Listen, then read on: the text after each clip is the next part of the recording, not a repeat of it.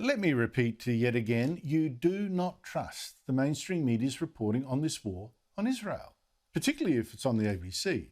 I mean, that's a taxpayer-funded outfit that's meant by law to be impartial because you pay for it. Just this afternoon, again, ABC host Patricia Karvelis demanded to know what Labor, if it was the government, would do to persuade Israel to stop the violence. Not what it would do to stop, the Hamas terrorist group that runs Gaza from firing its rockets, and no concern either that Hamas firing 3,000 rockets at Jewish civilians. That may be what's really disproportionate here.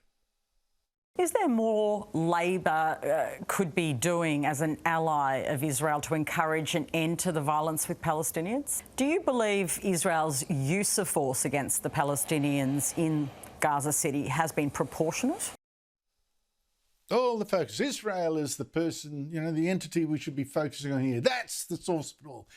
Nor do such journalists realise that Hamas, which is listed as a terrorist group in Australia, it doesn't actually mind that its civilians in Gaza are dying.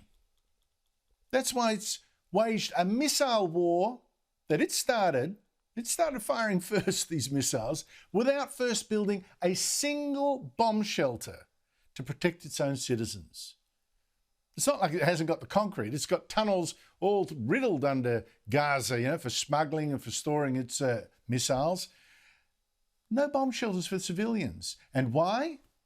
Because it knows that dead Palestinians are great propaganda to get Western journalists really angry with Israel. And if you think that I'm exaggerating this death culture, here's another thing you won't hear on the ABC. It's a tape of Israeli military ringing to warn a Palestinian in Gaza that his house is a target. I don't know why, whether it's got weapons there or whatever.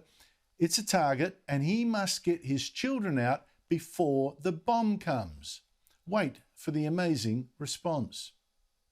انت طخ اللي بدك اياه سويه اللي بتنزل الارض وتتلقاه. لا اخوي لازم الواحد لازم يعمل كل شيء منشان ما تموت.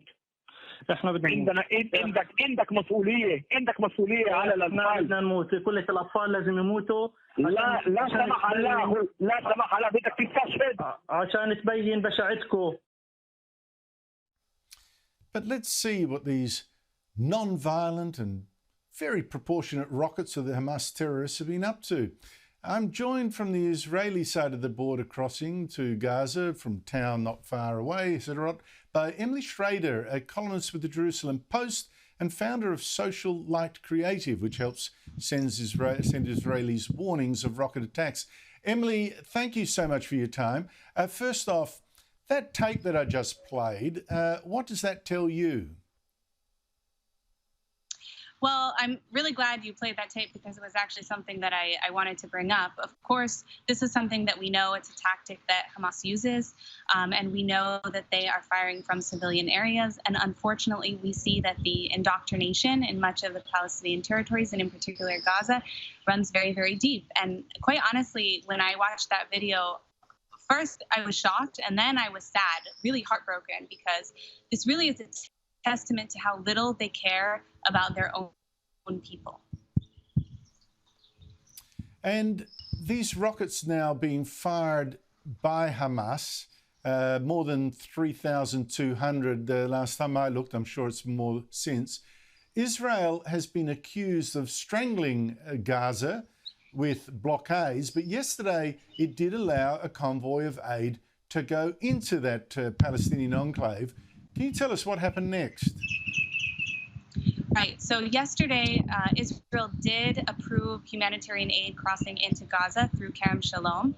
However, after the first 8 convoys went through the crossing, Hamas actually fired rockets at that crossing, even though it was their humanitarian aid for their people going through. And the remainder of the convoy was not able to cross through with humanitarian aid. In addition, one of the soldiers who was present securing the aid and was involved in the transfer was actually injured from shrapnel from that rocket in the process. Well, accident or a tactic, Emily? This is a tactic. This is definitely a tactic that we've seen from Hamas. We know that they want people to suffer, because as you saw in that video, when the people suffer, they're able to portray Israel in a negative light. And unfortunately, that's what we see. My specialty is in digital marketing and digital media, and it's what we see in the social media war as well, that this is not just a battle being fought in reality with bombs, but also online, the war of propaganda. And unfortunately, they have quite a bit of propaganda. If I may suggest, that is in fact the main battlefield. The West's public, the public's opinion in the West is what it's really trying to fight, and everything else is a show for it. Can you tell me how you see Western media? Is it falling for it? Is it resisting it? How is it at portraying what's really going on? So I did do a cursory search of this issue with the humanitarian aid, and unfortunately it wasn't really reported in most of the international press. It was reported in the Israeli media, of course. I didn't see it in hardly any other places, which is quite disappointing, because I think it's really a testament to what the situation is on the ground here. In addition to that, I also wanted to add that this isn't the first time Hamas has struck something that provides electricity or power to their own community. Back in 2014, during Operation Sukeitan, they did the same thing. And just a few days ago, they struck a power line which provides electricity to 250,000 Palestinians. And in addition to that, that provides the electricity for the drainage. So Hamas actually ended up cutting off water and power to 250,000 Palestinians. And when this was posted, Ismail Haniyeh on Twitter actually celebrated this. They are celebrating the suffering of their own people. Yes, and the media just will not, the Western media will not pay any attention to what it's doing to itself. I find it just so extraordinary. I find it depressing. And for you, it must be frightening. Emily Schrader, thank you so much for your time. Thank you so much for having me.